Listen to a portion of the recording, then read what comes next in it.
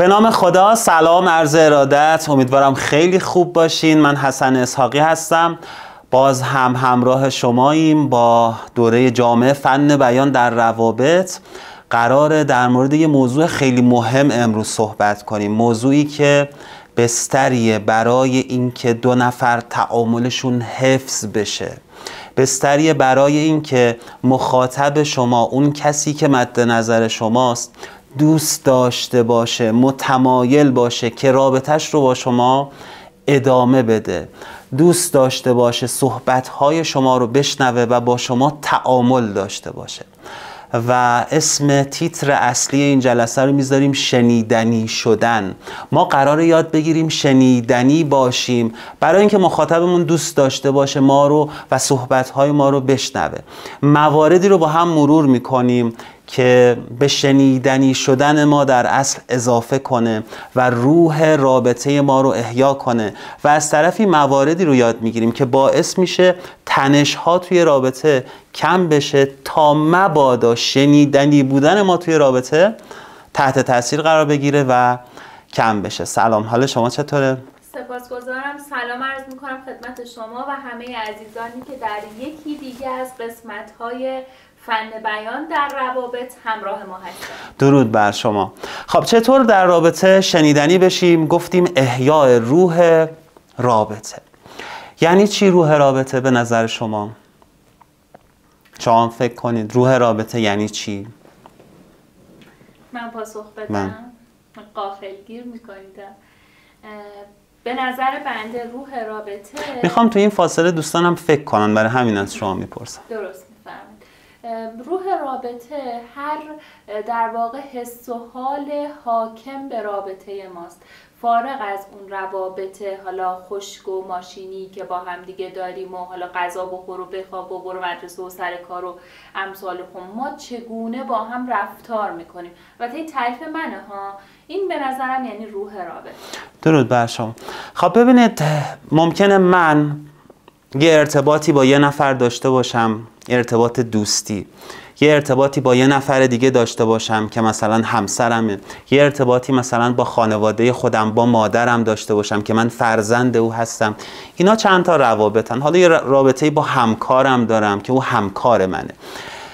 توی هر کدوم از اینها ممکنه روح اون رابطه در حدی زنده باشه یا نه بیمار شده باشه یا حتی مرده باشه. یعنی چی؟ یعنی ممکنه ما یه سری ظواهر رو توی این رابطه لحاظ میکنیم، رعایت میکنیم که اونا در اصل جسم رابطن، اما آیا روح رابطه هم زنده است یا نه؟ روح رابطه چیه؟ اون چیزیه که اصطلاحاً ته دل ماست، حس و حالی که نسبت به اون آدم داریم. خیلی وقتا توی بعضی از روابط، مخصوصا روابطی که طولانی مدت هستن، ببینیم که در ابتدا این رابطه خیلی روح داره، خیلی ته دلشون برای همدیگه است، خیلی دلشون برای همدیگه میتپه.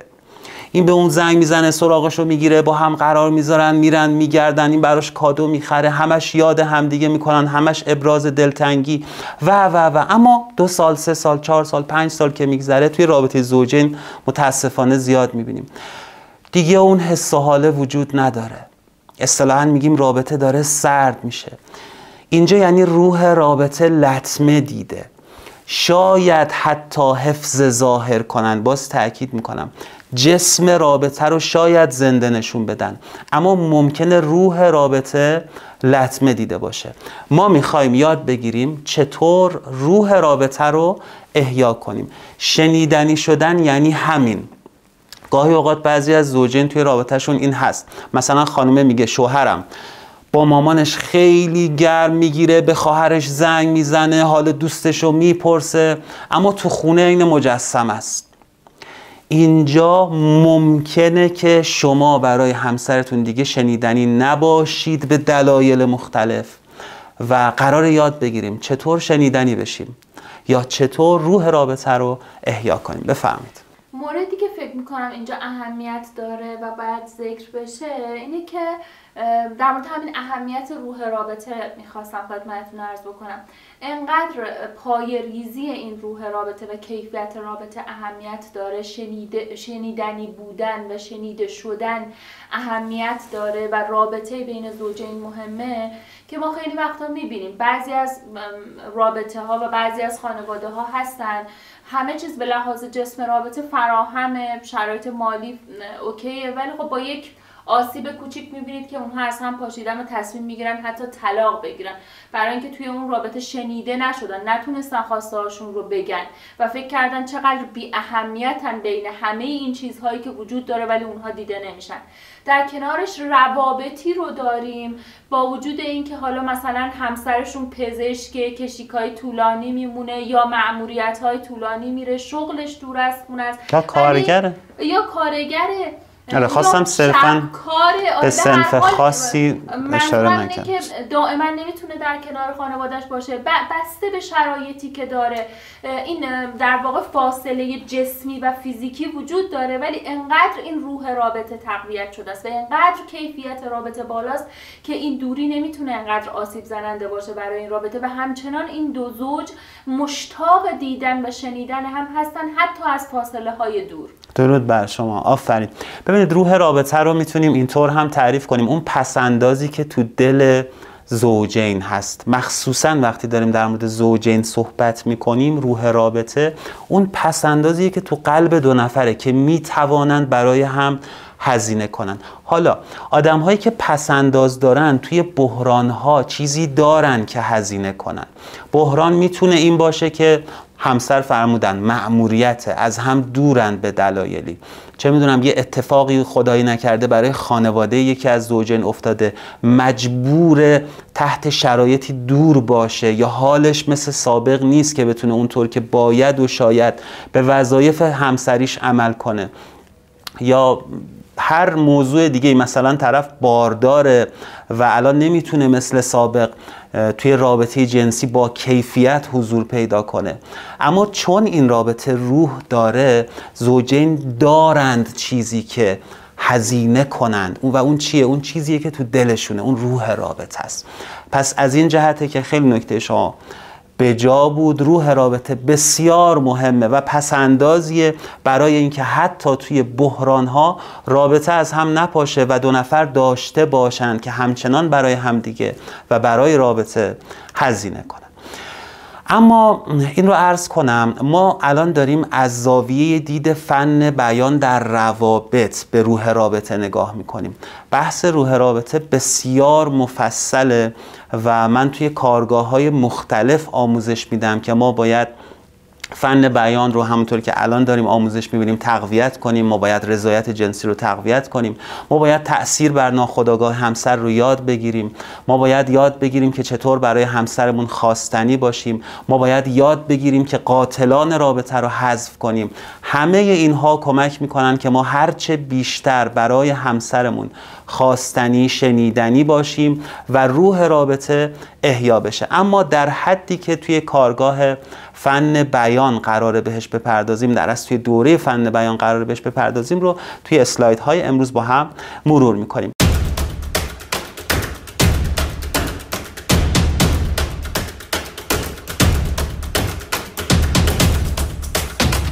اولا نیت گفتگو. من یه خواهرزاده‌ای دارم، وقتی که کوچیک بود میومد با هم بازی کنیم، خب اصلا زورش نمیرسید که برندش هر بازی که میخواستیم بکنیم.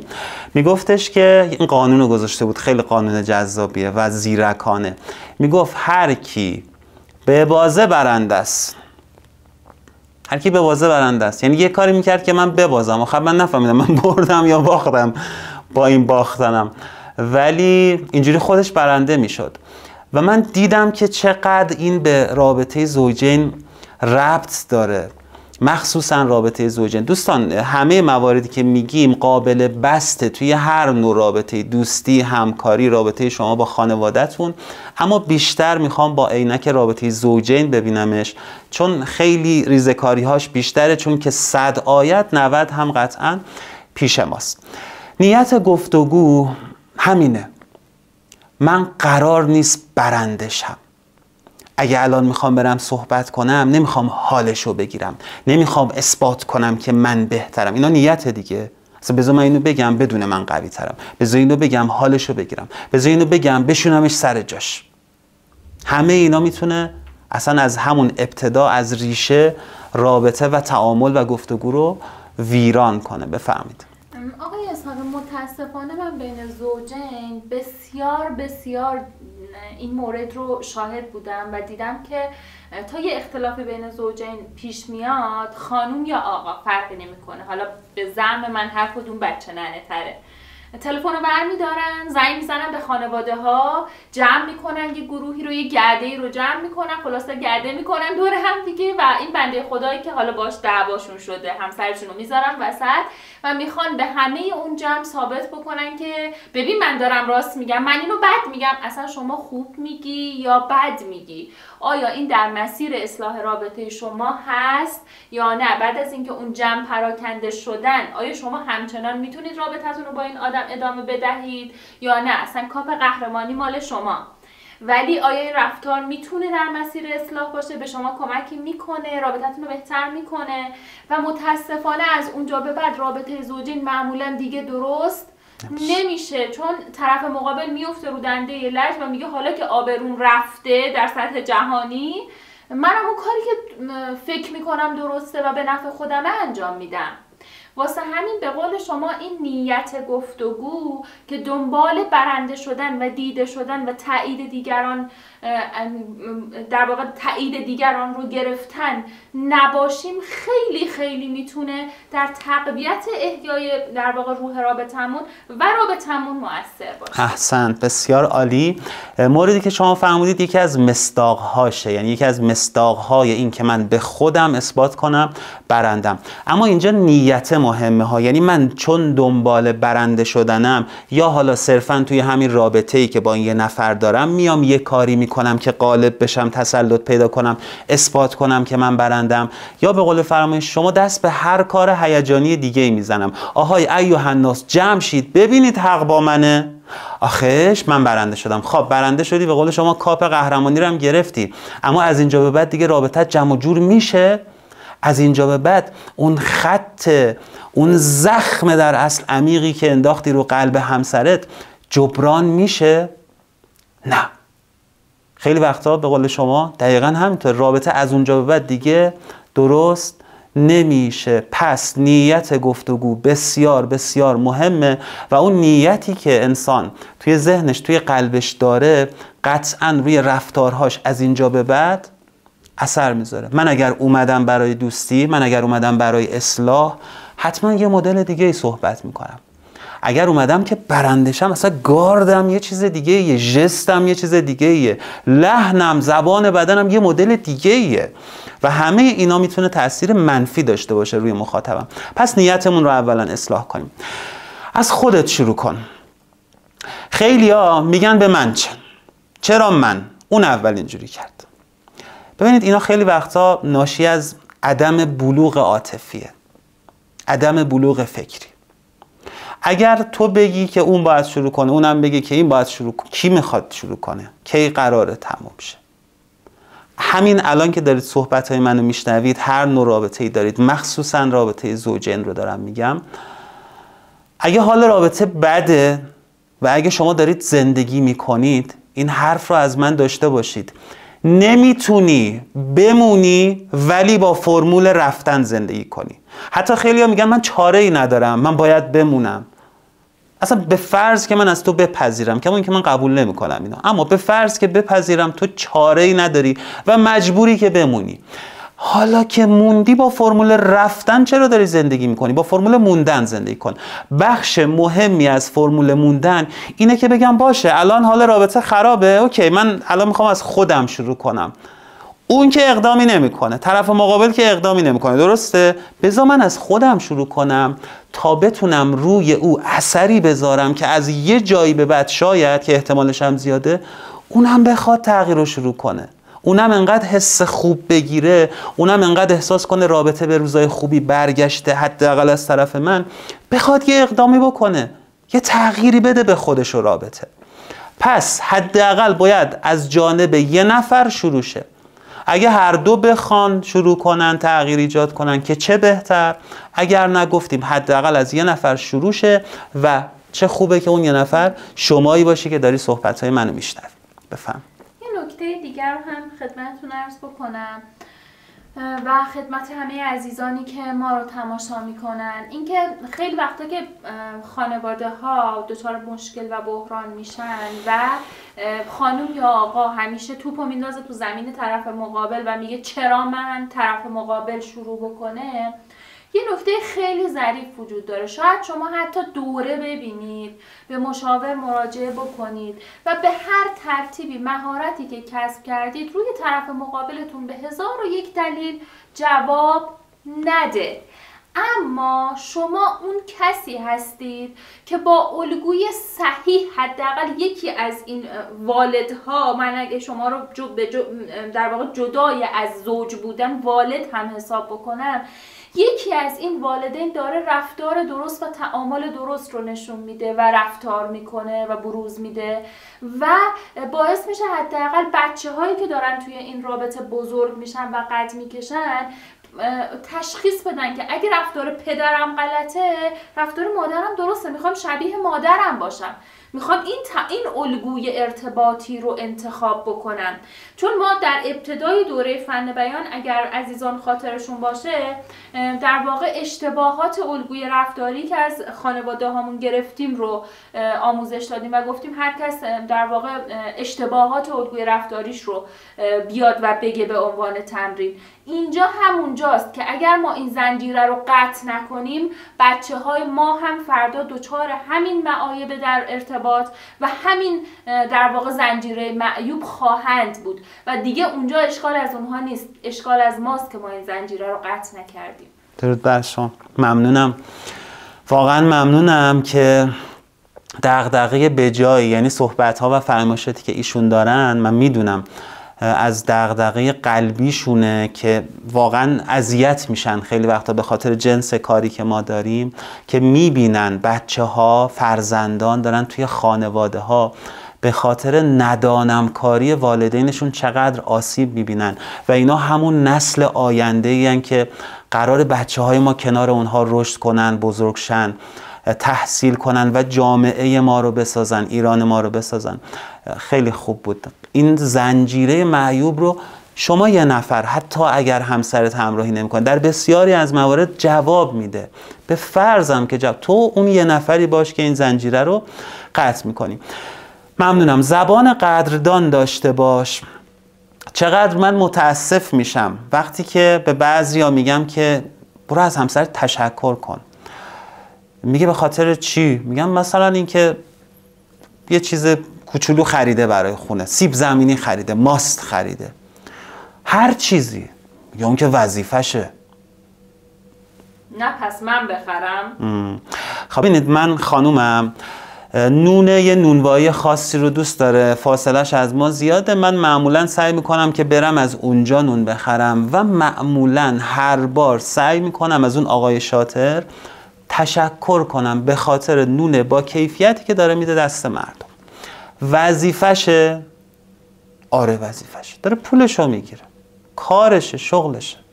شما میرید توی اداره‌ای، شما میرید توی هر محیطی، اصلا انسانیش اینه، درستش اینه. بله اون داره توی اون داروخونه حتی مثلا داره پولشو میگیره، حقوقشو میگیره، اما تو با تشکر کردن بهش انرژی میدی.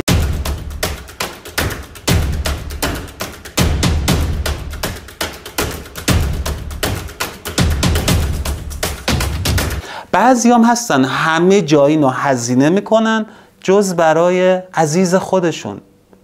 آقای برادر باید به خواهرش بگه اینا رو، باید قدردانی کنه. ما باید به همسرمون بگیم این حرفا رو. حالا برعکسش مثلا چه میدونم آقا بگه که این وظیفش این غذا رو پخته، وظیفش خونه رو مرتب کرده، وظیفش بچه‌ها رو نگه داشته. اصلا کاری ندارم که وظیفش هست یا نیست، تا این در جای خودش قابل بحثه. زبان قدردان داشته باش. اصلا چشمت باید بچرخه ببینید چی میتونم پیدا کنم امروز ازش تشکر کنم. اینو قانون کن. روزی که از همسرت تشکر نکردی خوابت نبره. اگه داشتی میخوابیدی یه دفعه یادت افتاد هنوز اون بیدار بودی، راستی ممنونم امروز این کارو کردی، راستی اون ماسته که خریده بودی خیلی خوشمزه بود، راستی خیلی امروز خونه مرتب بود کیف کردم،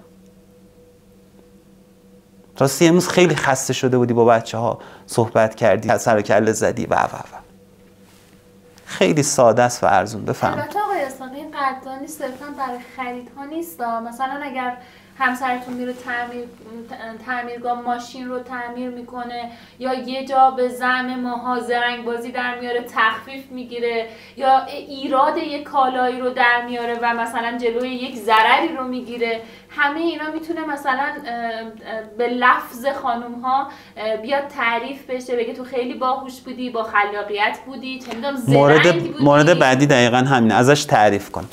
قدردانی برای اینه که من قدر تو و زحمات تو و تلاش‌های تو رو میدونم، اما تعریف همون چیزیه که شما میفرمایید، یعنی من ببینم توانمندی‌های اون فرد رو که خطشون خیلی با هم، یعنی مرزشون روشن نیست، اما باز هم این رو آوردم که تأکید کنم در مورد کوچکترین چیزها از همسرتون تعریف کنید، از زیباییش. خود بابا تو نگی کی بگه؟ گفتم این تو روابط مختلف جواب میده. من از دوستامم تعریف میکنم، من سعی میکنم، منی که دارم با شما صحبت میکنم سعی میکنم یکی از دوستامو که میبینم حتما یه نکته مثبت بهش بگم. یعنی این حرف پرتکراریه از من به دوستان، چقدر خوشتیپ شدی، چقدر این لباسه بهت میاد، موهات چقدر امروز قشنگ شده. بابا انرژی مثبت میدیم به بقیه، حال اونا خوب میشه، اون انرژی برمیگرده به خود ما. در مورد همسر خیلی بیشتر تأکید میکنم روی این موضوع. و رنگ مو چقدر قشنگ شده، میبینم تعریف میکنم، چقدر خوب اون حرفو زدی، چقدر اینجا خوشم اومد، چه کالای خوبی رو اینجا تونستی پیدا کنی بخری. هر تعریفی که میتونی داشته باش. گفتم مرزش شاید خیلی روشن نباشه از اون قدردانیه، گاهی اوقات تعریف هم همون قدردانیه. نکته شما هم عالی بود، خیلی ممنونم. توی تعریف البته اینجا قید کردم سعی کنید تا میتونید جزئی تعریف کنید، مخصوصا جزئیات برای خانوم ها مهمه. هر چقدر که شما بتونید جزئی تعریف کنید حرف شما میتونه بیشتر تازگی داشته باشه. مثال میزنم، اگر شما میخوای از چشم خانومت تعریف کنی، چند بار میخوای بگی چشمت خیلی قشنگه؟ خوبه ها، تکرارش هم خوبه، اصلا تکرار مثلا دوست دارم خیلی قشنگه، ولی وقتی میام جزئی ترش میکنم این بار میگم چقدر رنگ چشماتو دوست دارم، چقدر نگاه کردن تو دوست دارم، چقدر حسی که چشمات نگاهت به من میده قشنگه، چقدر موجهاتو دوست. میبینید وارد جزئیات میشم، دستم بازتره. اون دایره واژگانی که میگفتیم توی کلام، میتونم تعریف‌های بیشتری داشته باشم که تقدیم کنم به همسرم. واضح گو باش. دوستان، توقع ذهنخوانی ممنوعه و از اون طرف ذهنخوانی هم ممنوعه. باید بفهمه دیگه، خودش باید بدونه من اینجوری کردم یعنی ناراحتم. از کجا باید بدونه؟ خودش باید میفهمید من نگاه نمی کردم منظورم این بود که چرا اون شب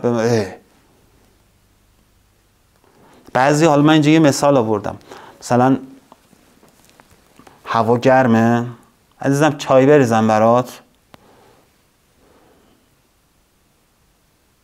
چای میخوری گلم؟ نمیفهمی گرمه من الان چای بخورم؟ اصلا یه جستایی، یه اداهای، حالا این ریشه داره ها، ولی میخوام اینو تمرین کنیم. آقا من بگیم نه عزیزم گرم شربت میخورم. شاید این مثالم اغراق‌آمیز باشه، میخوام یادمون باشه، انتظار نداشته باشیم. اینو حذف کن، اینو از ذهنت حذف کن که آقا باید خودش بفهمه بعد این همه سال، یعنی هنوز نمیدونه که فلان. آقا بگو، واضح خواستتو بگو، دغدغتو بگو، مشکل یا مسئله‌ای که داری رو بگو، انتظار نداشته باش که خودش کشف کنه. با کنایه صحبت نکن. بفرمایید. متاسفانه آقای اسحاقی خیلی از روابط و حتی وصلت ها به خاطر همین توقع ذهنخوانی و ذهنخوانی خراب شدن. 2 نفر 2 جلسه با هم دیگه میرن بیرون و حالا با هم صحبت میکنن، قرار ملاقاتی رو دارن و بعد برمیگردن، هر کدوم از رفتارهای هم یه برداشتی میکنن، یه ذهنخوانی هایی میکنن، پیش داوری هایی نسبت به رفتار طرف میکنن و بعد میگن چطور ممکنه اون مثلا به من پیشنهاد ناهار نداده باشه، نگه بیا بریم با هم یه قهوه بخوریم، مگه ندید ما خسته شدیم، چرا ندوید برای مثلا آب معدنی بخره، یا اون یکی بگه چرا حواسش نبود بلند بلند خندید. سری یه برچسب میزنه. آره، شما تا وقتی توقعاتتون رو نگید، یا مثلا طرف یه جمله ای رو میگه، مثلا میگه که خوبه که شما مثلا بچه ها رو تربیت کنید، طرف میاد سر همون جواب رد میده. چرا؟ چون میگه این میخواد همه مسئولیت ها رو بندازه گردن من، از اولم معلوم بود آدم مثلا مسئولیت پذیری نیست، آدم مثلا آویزونیه، نمیدونم فلان، یعنی 1000 تا چیز قبل از اینکه بگیم خب شما در مورد این مسئله صحبت کنید. من واقعا به هر کسی که مجرده و داره این دوره رو تماشا میکنه میگم این برچسب زنی و توقع ذهنخوانی و ذهنخوانی ممنوعه. تو هر مرحله‌ای هستید بگید، بپرسید و بشنوید. درود بر شما. گرمه، همچنان گرمه دوستان، من هی عرق میکنم. سپاس از نکته خوبی که فرمودید. توی دوره از آشنایی تا عروسی من این نکات رو توضیح دادم و مثال هم زدم که طرف حالا رفتن مثلا کافه، صرفا یک کیک سفارش داده، حالا با یه چای، خانوم دیگه برچسب زده که این خسیسه. حالا پسر به زعم خودش میگفته که اگر چیزی میخوای باید تعارف کنی، این با خودش میگفته که نه، خودش باید میفهمید یا هرچی. ممکنه این نشان دهنده این باشه که طرف خسیسه، اما ما نباید ذهن خوانی کنیم، برچسب بزنیم و ماجرا رو منتفی کنیم. میتونیم در موردش صحبت کنیم که چرا مثلا اونجا به قول شما چرا مثلا نگه نداشتید ما رو که بریم با هم ناهار بخوریم. ممکنه توضیح بده که من گفتم شاید گفتید دیرتون شده، پدرتون نگران میشه، گفته زود برگردیم. من گفتم اگه زودتر برسونمتون بهتره، وگرنه خودم خیلی دوست داشتم که ناهار در خدمتتون باشم. متوجهید؟ یعنی اون ذهن خانیه میتونسته خیلی چیزا رو خراب کنه. ما اینطوری میتونیم رابطه رو نجات بدیم. ممنونم، عالی بود. مثبت گو باش. بعضیا اصلا چقدر دلار گرون شده، چقدر هوا بده، اخبار فهمیدی بمب زدن فلان جا ترکید، اصلا دیگه این دنیا نمیشه، زندگی نیست. یعنی صبح تا شب همینه، کدوم حال خوب، کدوم زندگی. اصلا تو همون اینستاگرام خودمون رو ببینید، بعضیا وقتی که پیام میدن به ما، اصلا آدم، حالا کاری ندارم، بعضی از عزیزان دغدغه های زندگی، ولی بعضیا کلا اینجوریه، یعنی استوری میزنن رو منتظره که استوری بیاد همه انرژی منفی ها، حال بد بیاد. کم کم آدم حتی تو همون فضای مجازی هم رغبتش رو از دست میده برای اینکه پیام بعضیا رو باز کنه. ولی بعضیا انقدر مثبت گوان، روز شما بخیر، خدا قوت، چقدر عالی بود. ببین آدمی که مثبت گوه، اون جایی که گله‌ای داره، اون جایی که درد دلی داره، خیلی بهتر شنیده میشه. ولی بعضیا انقدر منفی بافن که دهنشون همین که باز میشه بقیه میخواد فراحی باز شروع کرد. اصلا مردم راهشون رو کج میکنن. این یعنی نشنیدنی بودن. راهشون رو کج میکنن که این آدمو چش تو چش نشن باش، دوباره شروع کنه براشون حرف بزنه، انرژی منفی بده. حال خوب بده. اومدی خونه، همسرت چه خبر؟ ای بابا اعصابم خورده، داغونم. باشه، اگه این توی 30 روز، 3 روزه، 4 روزه، 5 روزه، قبوله، اونم باید تو رو ده. ولی بعضیا هر روز چه خبری؟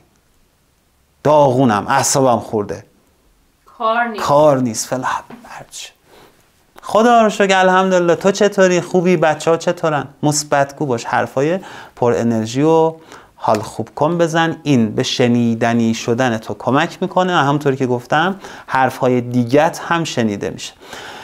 زمان مناسبی رو انتخاب کن. دیر نتیجه گرفتن بهتر از هرگز نتیجه نگرفتنه. رابطه هم مثل یه جور رانندگی میمونه که اگر ما عجله کنیم ممکنه تصادف کنیم و زخمی بشیم توی رابطه، یا حتی اون رابطه از بین بره. من این مثال میزنم، مثلا طرف آقایی که توی مهمونی خوشحاله، داره شوخی میکنه، میخنده، هندونه رو برداشته، گاز زده، در همون لحظه میبینه خانومش کنار دیوار، بیا اینجا ببینم، بیا. اصلا جهانش تیره و تار میشه. هندونه طعم چی میگید شما؟ زقتو میگن ترکا. یعنی چی زقتو؟ فکر می‌کنم یه چیز خیلی تلخ. آره حالا یه تلخ میشه به کامشو میذاره و میره ببینه خانمش چی میگه. مگه من به تو نگفتم تو جمع؟ اصلا دیگه اون مهمونی خراب میشه، این مرد حالش بد میشه، دیگه نمیتونه بمونه، ورش میداره میره، تا 3 روز دعوا بحثه. چرا؟ اونجا جاش نبود تذکر بده، اونجا جاش نبود این نکته رو بگه. یه موقعیت مناسب، وقتی که 2 نفری با همن، وقتی که طرف آماده شنیدنه، وقتی که تمرکز داره برای شنیدن، حواسش با توه. هیجانی نگو الان باید این صحبت رو حتما مطرح کنم. ببین واقعا شرایط هست یا نه. قبل از گفتن احتیاط کن. وقتی که قبلا هم صحبت کردیم از نظر هیجانی تو شرایط خوبی نیستیم، نباید صحبت کنیم. جلوتر هم بهش اشاره میکنم. من وقتی خیلی خوشحالم، خیلی عصبیم، خیلی غمگینم، تو همه این حالات ممکنه یه چیزی بگم که اصلا تا 1 ماه رابطمون بره تو محاق. و مثلا عصبانیم، یه حرف عادی بزنم که دهنتو ببند، حالمو به هم زدی فلان بهم. اصلا دیگه مگه جمع میشه؟ دیگه مگه درست میشه؟ خیلی خوشحالم، یه شوخی بد میکنم، مسخره میکنم طرف مقابلو. اینا لطمه های جدی گاهن میتونه به رابطه بزنه. پس اول فکر کنیم بعد حرف بزنیم. بگو و عمل کن.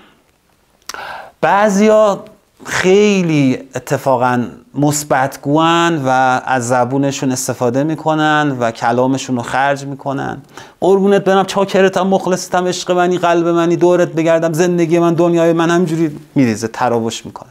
تو اولویت زندگی منی. همین این اولویت زندگی منیه. از دهنش خارجی نشده، دوستاش زنگ میزنن خانمش در حالی که مریضه، سری کوله رو بست، جاده جوج.